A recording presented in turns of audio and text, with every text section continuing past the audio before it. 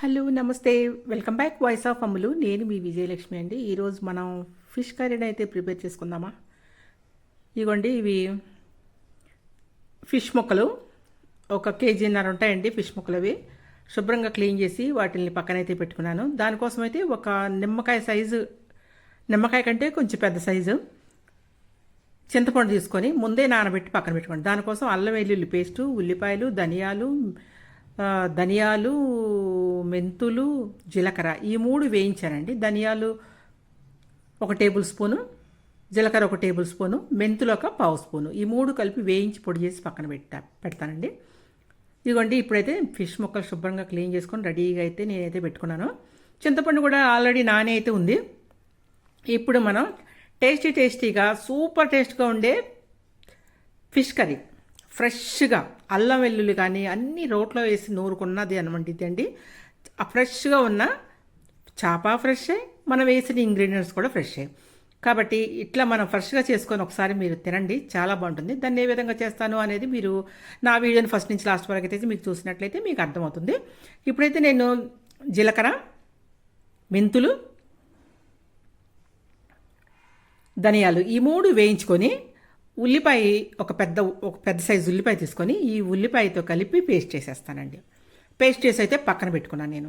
మళ్ళీ వేరే ఎందుకని ఒక్కసారి నేను మొత్తం కలిపి పేస్ట్ చేసి పక్కన పెట్టుకున్నానండి. ఇప్పుడైతే అల్లం వెల్లుల్లి పేస్ట్ అయితే వేరే తీసుకున్నాను. ఇప్పుడు ఒక చేపల కూర వండే గిన్నె తీసుకోండి. దాంట్లో 50 గ్రాములకి కొంచెం తక్కువ, 50 గ్రాములు కొంచెం తక్కువ ఆయిల్ పోసుకోండి. ఎందుకంటే చేపల కూరలో ఆయిల్ ఎక్కువ ఉండాలి. మనం చేసేది కేజీన్నర ఫిష్ కాబట్టి కొంచెం ఆయిల్ ఉంటేనే చాలా బాగుంటుంది కర్రీ. ఇప్పుడైతే మనం ఒక ఎండుమిరపకాయ వేసుకుందాం అండి. కొంచెం ఆవాలు వేసుకుందాం, జీలకర్ర వేసుకుందాం. ఆవాల చిట్టపట అంటే ఆ చేపల కర్రీ సూపర్ టేస్ట్గా ఉంటుందండి. అది ఇప్పుడు నేను టేస్టీగా ఉండే కర్రీ అయితే మీకు నేను చూపిస్తున్నాను కాబట్టి ఇదే పద్ధతిలో మీరు ఒకసారి అయితే చేసుకొని చూడండి. ఇప్పుడు ఇదిగో చూడండి, ఇది ఉల్లిపాయ, ధనియాలు, మెంతులు, జీలకర్ర ఈ మూడు వేయించినాయి. ఉల్లిపాయ మాత్రం పచ్చిదేనండి. ఇవన్నీ వేయించిన పేస్ట్ ఒక్కసారి నేనైతే మిక్సీలో వేసి పేస్ట్ చేస్తానండి. పేస్ట్ చేసి ఆ శుద్ధ వేసి మనం దీంట్లో అయితే మనం బాగా వేపాల్సిన అవసరం లేదండి. పచ్చి వాసన ఊరికి అలా పోయే వరకు లైట్గా అటు ఇటు అంటే సరిపోతుంది. ఇదిగోండి, ఇప్పుడైతే మనం వేసాం కదా. ఇప్పుడు అల్లం వెల్లుల్లి పేస్ట్ కూడా ఒక 1/2 స్పూను, అంతకంటే కొంచెం కూడా ఎక్కువ వద్దండి. 1/2 స్పూన్ కంటే మీరు తక్కువ వేసినా ఇంకా పర్వాలేదు, కానీ ఎక్కువ మాత్రం వేయొద్దు. ఇదిగోండి, 1/2 స్పూన్ అండి, 1/2 స్పూను అల్లం వెల్లుల్లి పేస్ట్ వేసుకున్నాము. ఇప్పుడు అల్లం కొంచెం పచ్చివాసన అటు ఇటు పోయిన తర్వాత ఇప్పుడు పచ్చిమిరపకాయలు వేసుకున్నామండి. ఒక 3 పచ్చిమిరపకాయలు చాప్ చేసి వేసాను. కరివేపాకు కూడా వేసుకున్నాము ఈ సమయంలో. ఇప్పుడు మీరు ఏం చేస్తారు, శుభ్రంగా వేగపోయినా పర్వాలేదండి. ఇది మీరు వేగాల్సిన అవసరం కూడా లేదు. మనం క్లీన్ చేసుకున్న ఫిష్ ముక్కలు ఉన్నాయి కదండి, మనం ఏం మ్యాగ్నేట్ చేయలేదు, మామూలు ముక్కలవి. ఇప్పుడు ఒకటి గుర్తుపెట్టుకోండి, మనం వేసినవన్నీ ఫ్రెష్ అనమాట. మనం అల్లం వెల్లుల్లి ఫ్రిడ్జ్లో పెట్టింది కాదు. కొంచెం పసుపు కూడా వేసుకోండి. తర్వాత ధనియాల పౌడర్ మనం చేసి పెట్టుకొని స్టాక్ చేసుకున్నది కాదు. అన్నీ ఫ్రెష్ అయితే నేను వేసానండి. అసలు అట్లా చేసుకొని ఒకసారి అయితే మీరు చూడండి. నేను చెప్పానని కాదు, మీరు అలా చేసుకొని చూసిన తర్వాత ఎలా ఉంటుంది అనేది మీరు నాకైతే చెప్పండి. ఇప్పుడైతే కొంచెం అటు ఇటు వేగిన తర్వాత మీరు చాప ముక్కలు, తలకాయలు, తోకలు, పొట్టలు అన్నీ మీరు ఏ వేసుకుంటున్నారో నేనైతే మొత్తం వేస్తానండి. కేజీన్నర ఫిష్ వేసాను. ఈ విధంగా అయితే సూపర్ ఫిష్ కర్రీ అండి. ఇది ఎంత బాగుంటుంది అంటే నేను ఎలా చేస్తున్నాను అనేది మీరైతే ఫస్ట్ నుంచి లాస్ట్ వరకు చూడాల్సిందేనండి. నేను చెప్పింది కూడా జాగ్రత్తగా వినండి. ఇదిగోండి, ఇప్పుడు ఫిష్ ముక్కలు మొత్తం మనం చూసారు ఎర్రగా ఉన్నాయి. ఇవి కూడా చాలా మాకైతే అండి బతికున్న చేపలని అమ్ముతారనమాట ఒక టబ్బులో పెట్టి. అటువంటి చేప అనమాట ఇది. కొర్రమేను అంటారు కదా, కొర్రమేను అనమాట ఇది. చాలా బాగుంటుందండి. కొర్రమేను అంటే సూపర్ టేస్ట్ చేప కొర్రమేను. అలా ఒకసారి మీరు ట్రై చేసుకోండి. మీరు ఏ చేపతో నేను చేసే పద్ధతిలో చేసినా కూడా మీకు మంచి టేస్టే వస్తుందండి. చేప అది ఇది అని కాదు. ఇప్పుడు ముక్కలన్నీ ఇలా సర్దేసేయండి డేక్ష చుట్టూ. ఇది వెడల్పాటి డేక్ష అనమాట, చేపల కూర ఉండే గిన్నె ఇది.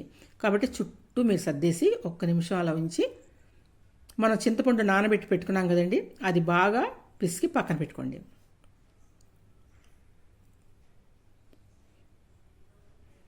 సాల్ట్ కూడా వేసుకోండి ఈ సమయంలో. నేనైతే 2 స్పూన్స్ సాల్ట్ వేసానండి. కళ్ళుప్పు, అది కళ్ళుప్పుని పౌడర్ చేసి పెట్టుకున్నాను నేను.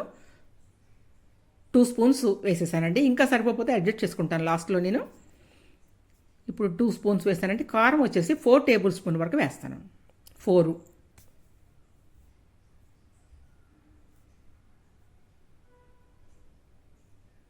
టేబుల్స్ వరకు కారం వేసేసుకోండి.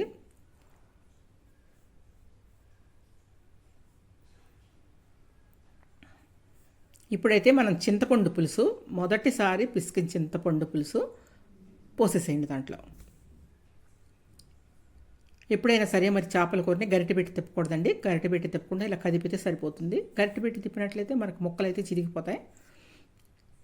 ఇది టమాటో అండి. 2 టమాటోస్ తీసుకొని పేస్ట్ చేసి వేసేసానండి. 2 టమాటాలు, టమాటో ప్యూరీ అది.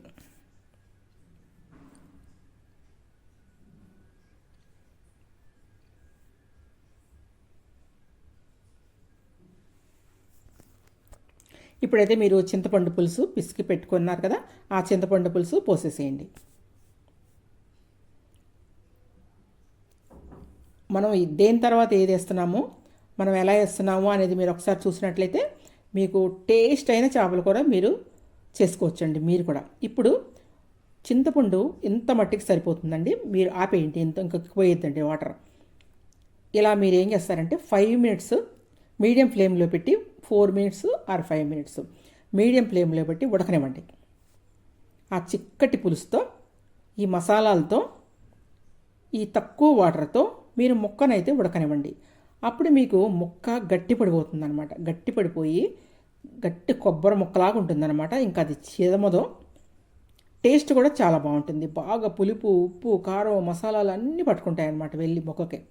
మనం మ్యాగ్నేట్ అయితే చేయలేదు, మనం ఏం చేయలేదండి. మామూలు తీసుకొచ్చిన చేప తీసుకొచ్చినట్లు వేసాం, గుర్తుపెట్టుకోండి. కారం కొంచెం అడ్జస్ట్ చేస్తున్నానండి. ఇప్పుడు సాల్ట్ కూడా మీకు కావాలంటే మీరు అడ్జస్ట్ చేసుకోండి. మీరు ఎక్కువ తినేవాళ్ళు ఉంటే ఎక్కువ వేసుకోండి, తక్కువ తినేవాళ్ళు ఉంటే తక్కువ వేసుకోండి. నేనైతే కొంచెం కారం అయితే వేసాను.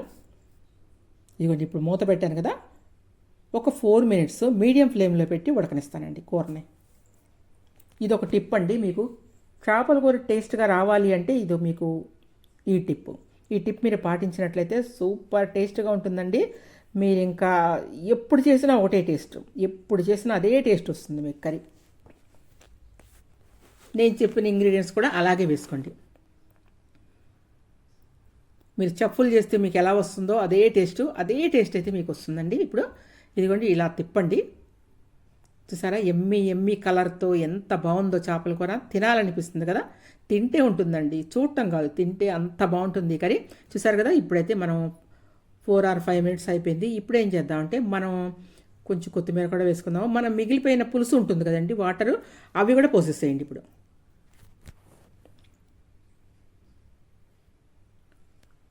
మనం ఒక్కసారే పోసాం చింతపండు పులుసు. అది ఆ వీడియో కొంచెం స్కిప్ అయినట్టుందండి. మనం కొంచెం వాటర్ పోసి మనం ముక్కలు ఉడకనిచ్చాం. ఇప్పుడు ఇంకొంచెం వాటర్ పోసి మీకు ఎంతవరకు ఆ పులుసు కావాలి అనేది మీరు చూసుకొని ఆ పులుసు కూడా పోయండి, అంతే. ఇక చూసారు కదా, ఇప్పుడైతే మంచి కలర్ఫుల్గా ఉంది కదండి. కొత్తిమీర కూడా వేసుకున్నాం. ఇప్పుడైతే స్టవ్ ఆఫ్ చేద్దామండి. ఈజీగా, టైం కూడా పట్టదు, టేస్టీగా కర్రీ. Thank you.